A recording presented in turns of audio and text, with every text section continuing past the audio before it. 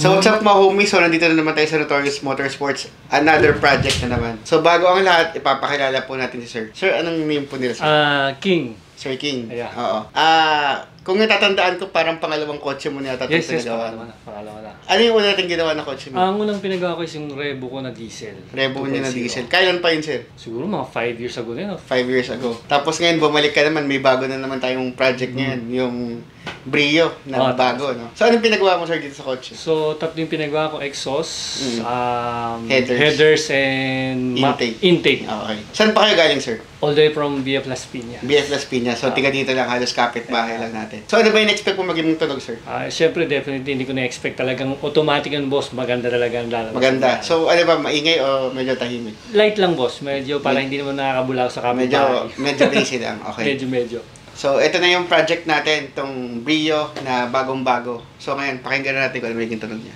So, what's up mga homies? So, nandito tayo sa Notorious Motorsports ngayon. Another project. Napakainit na naman ngayon. Summer na summer. So, ito na naman. May mga summer promo na naman tayo. Summer deal. So, ang binigay natin dito sa exhaust na to, almost 25,000 lang yung exhaust package na. So, ano ba yung exhaust package na? So, nilagyan natin siya ng HKS muffler. Tapos, nilagyan natin siya ng 2-inch pipings. Ayan. So, ito, naglalaro to almost na sa 25,000 lang. Tapos, nilagyan natin siya ng header. So, siyempre, ibang pressure headers. At nilagyan din natin siya ng air intake. So, ibang pressure rin yan. So, ang purpose natin dito, magkaroon ng tunog yung kotse. Tapos, siyempre, bumilis. At pangatlo, yung tipid. So, bakit mo sila dito nagpupunta sa Notorious Motorsports? Alam niyo ba kung bakit? Ano yung sikreto? Siyempre, kami lang yung malakas. Di ba? So, yun.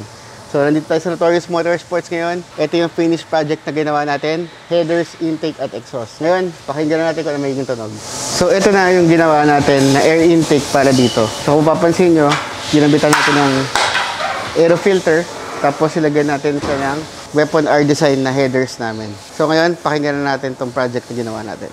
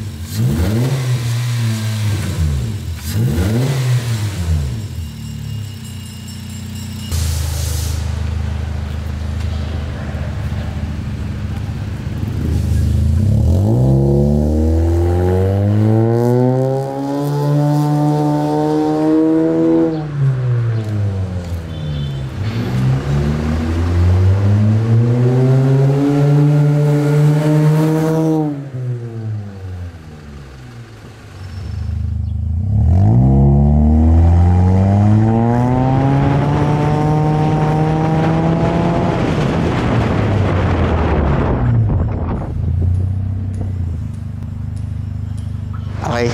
So sir, kamustahin ko lang yung bago natin project. Wow, very satisfied, boss. Hindi ko pa rin nagbabago. Solid pa rin, boss.